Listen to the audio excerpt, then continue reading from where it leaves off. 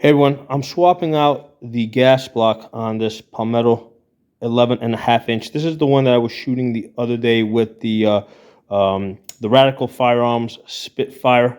It was working great. Did a whole video on that. But one of the things I noticed is that like the cases were being ejected at about like 2 o'clock, despite the 5.4 ounce buffer weight. So I said, you know what, this would be a good candidate for putting in an adjustable gas block. So this is the one that's going in. This one's from Palmetto. I think they're like $35. So that's nice. It has like 13 positions. So this is pretty good. I've tested this out on a different gun. So I took off the gas block that was on it, right, the non-adjustable one, and I took a look at the hole over here, and I'm basically I'm trying to figure out what the size of this hole is, and I can see it's bigger, right, because on like my 13-inch, right, when I put that one together, the hole was about 1/16th, right. So there's the 1/16th. And that kind of fit that like I don't think it could even go in, okay. But with this one, it's got like the 1/8 here. Now the 1/8 won't go in, but this hole is between 1/16th and 1/8, closer to 1/8. Okay, so that is a really big gas port hole for a 5.56. Okay, so this is an ideal candidate for the adjustable gas block. Now, between too small of a hole and too big of a hole, you know what? I'd rather that the holes be too big, right? Because you can always throw the adjustable gas block on there. Okay, I'd rather they oversize them so that the guns will shoot Tula, will shoot everything. Okay, and then you've got the option of putting the adjustable gas block on there for $35, which is a pretty simple thing, to swap that in. Okay, so that makes a lot, because if they make the hole too small, you're kind of stuck with it. Okay, because here's the thing, you can't just easily drill the hole bigger, right? Because this is really hard steel. So if you try to drill this bigger, what's going to happen is your drill bit's probably going to break off and it's going to get stuck in there, and now good luck getting it out. Okay, and the other thing that's going to happen is even if you do get through it, you might hit the rifling on the other side. Okay, but even if you do all that successfully, right, you're gonna have burrs in there, right? There's gonna be burrs on the other side of the newly drilled hole. So there's no way you're gonna be able to clean out those burrs, okay, inside this barrel. Usually I suspect they drill the holes first and then they do the rifling. Okay, so yeah, I definitely want the holes drilled a little bit bigger, and these adjustable gas blocks now from Palmetto are cheap enough, right, at $35. And this locks, it's 13 positions, and they like all lock into place. Okay. One thing I gotta do is I gotta open this up. You want to put like a anti-seize grease, right, because you can get like carbon buildup, and in which case this will get stuck. So you wanna. Temporarily today I'm gonna use like greasing lube, but at some point down the road I'm gonna get they got better anti-seize grease, like it's rated for like 2,000 degrees Fahrenheit. Okay, so you do want to put anti-seize on this so that the carbon doesn't like make this thing stuck. Okay, so yeah, I wanted to show you guys this. Yeah, that's a very big hole. Okay, and that's why this thing was ejecting at like 2 o'clock, 1 o'clock. It was ejecting 2 o'clock with Tula, and then when I put like more powerful ammunition in there, it was ejecting at 1 o'clock. Okay, but that's fine. Better that than too small of a hole. Okay, so my thought. This is the one I was shooting the other day. This barrel got with this and Wolf Gold. I got a 5 out of 4 shots. No, I got 5 out of 5 shots for 1.25 inches, and then 4 out of the 5 were in 1 inch. So this barrel is definitely this is definitely worth investing the adjustable gas block. I mean, that's kind of the thing that made me say, okay, good shooting barrel here, shoots well with target ammo, cheap target ammo. I'm going to give you an adjustable gas block.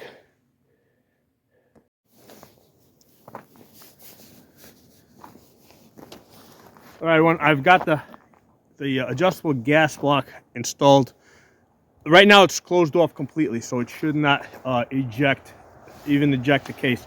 So we're going to start with that to make sure it works. Now what I did is I put the Radical Firearms Spitfire device on here. I kind of hand tightened it. I didn't like torque it down because the reason why I put it on here is because the back pressure might change.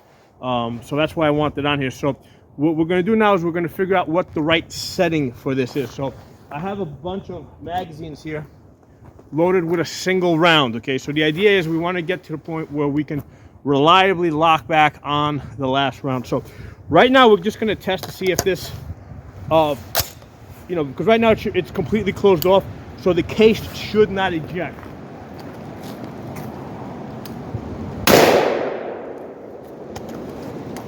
Okay, so the case did not eject. So what I'm going to do now is I'm going to open it up 5 clicks. Right, so that's a good place to start, and we'll see what we get at 5 clicks. Actually, let me get a longer Allen key. I didn't realize that I was gonna have interference from this, so I just brought out the short one. Let me get the longer one. Hold on for a second. Let me pause you guys. All right, so I got the longer Allen key. So I'm gonna open this up 5. So clockwise closes it, counterclockwise opens it.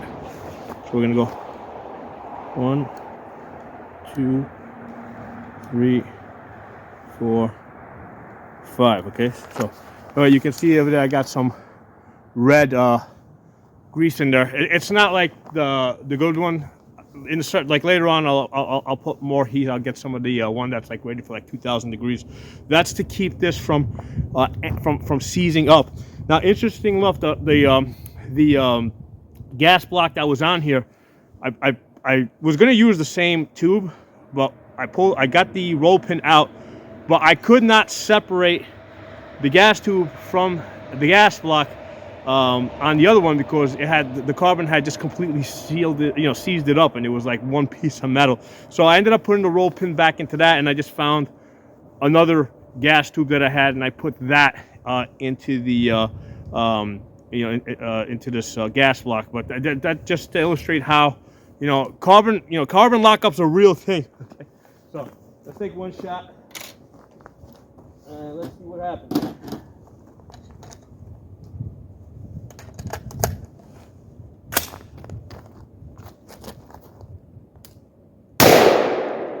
We're ejecting at 1 o'clock. We got locked back on the last round, right? So we're ejecting at 1 o'clock with Tula, all right? So let's close this up a little bit.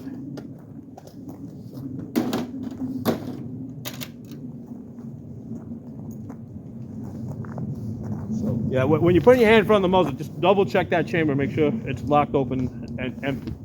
So let's close it by 2. 1, 2, okay?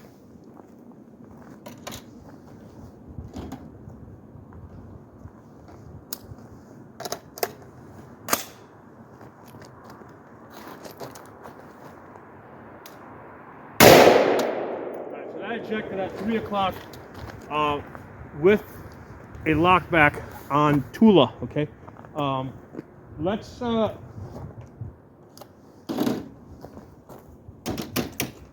I've got some Igman here, some brass ammo. Let's see what an Igman ejects.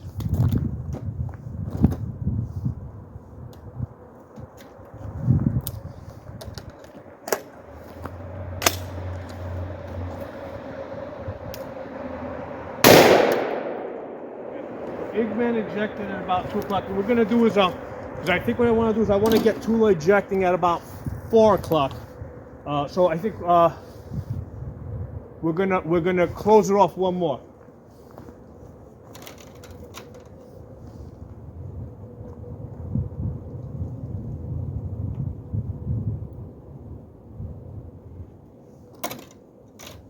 All right, let's see what Tula ejects now.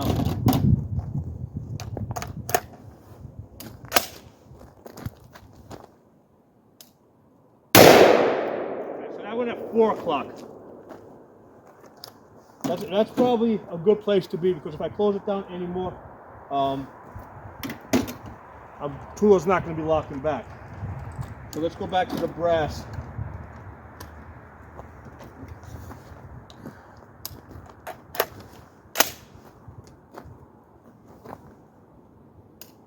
Alright, so that's dead 3 o'clock. So that's good. I'm going to leave it right there. Okay.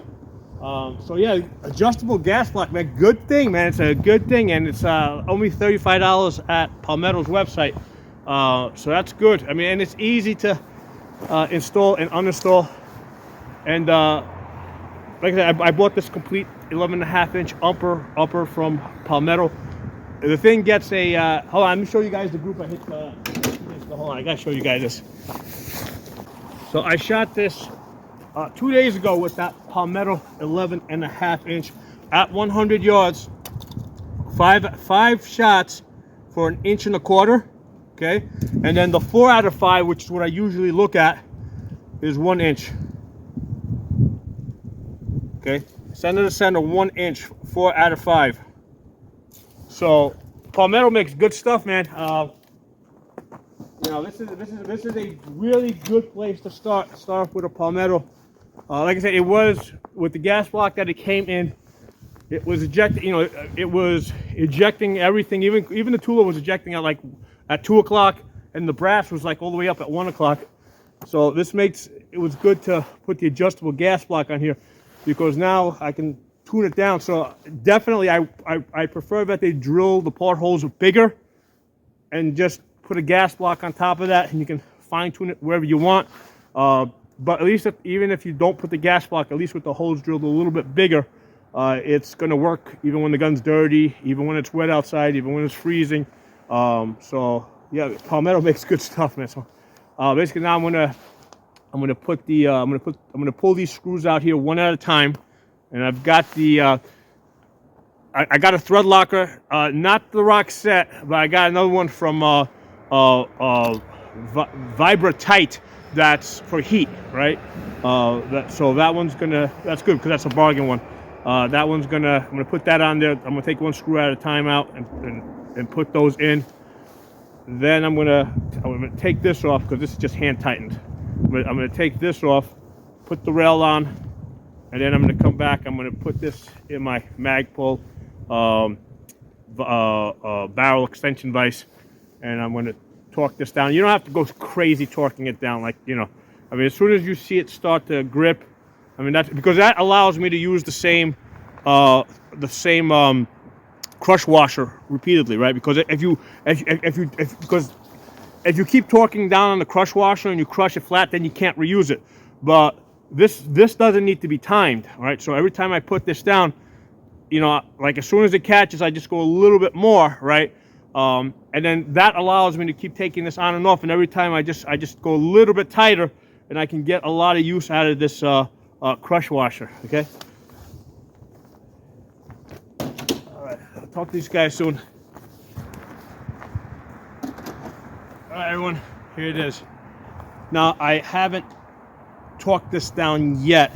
I do want to fire one more shot before I put this in the barrel vise and torque this down. What I did want to do is I wanted to test this out to see if I can get away with just the little plugs.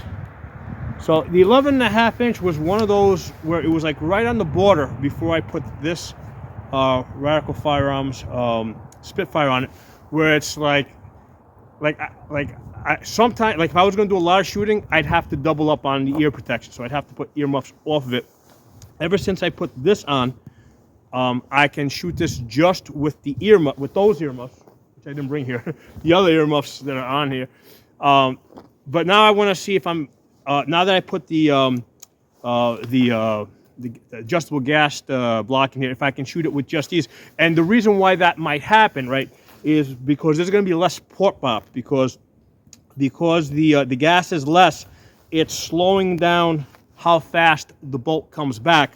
So what that means is there's less noise coming out of the ejection port and more noise going out the front.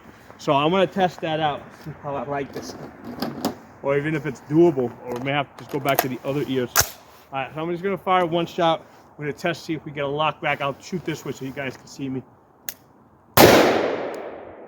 Guys, that's good, man. This is probably pretty close to what an NFA suppressor is going to sound like, because NFA suppressors are not hearing safe, right? You still have to wear ear protection with it. This is pretty damn close, all right? If all I gotta use is these guys over here, reliable lockback. This is, I saw about Radical Firearms was selling this for about $140. They are sold out right now, but yeah, this is worth the $140. There's no way on earth I would pay for an NFA suppressor. The $200 plus the $800 to whatever, to $500 to $1,000 that they want for suppressors. Absolutely no way on earth. A suppressor is just a muzzle brake, man. That's all it is. It's no more complicated than this. That way, that costs like $140.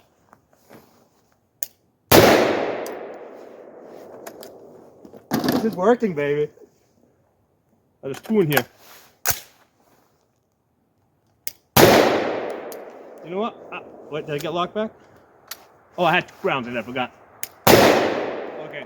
Actually, let me load up a mag. I'm going to do a string of fire. Let me do a string of fire. Hold on, let me close this before.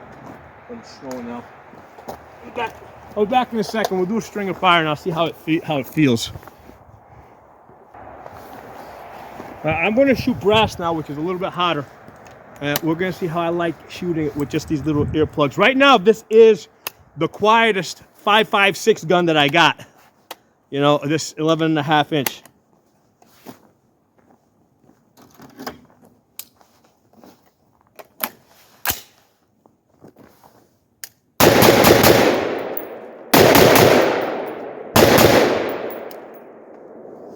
This is good. That is worth $140, guys.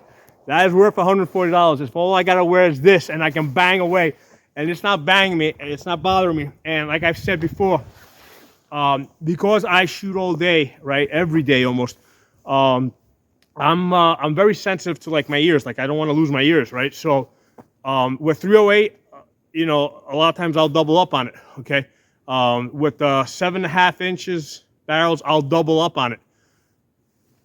Like I never shoot with just these plugs here unless I'm shooting 22s or a 9mm in a 16-inch barrel. This is good, guys. This is worth the $140. Too bad they're sold out right now because I tell you guys to go right there and get it. I did notice it does get a little hot, so the gases do get caught up in that. You know, like I said, there's a little bit of an expansion chamber in there. They do build up in there. You guys gotta see the other video where I take this thing apart completely. Yeah, I've actually put some Loctite in there so that this part here doesn't easily come up. Otherwise, I'd undo it for you and I'd show you guys. But this is good.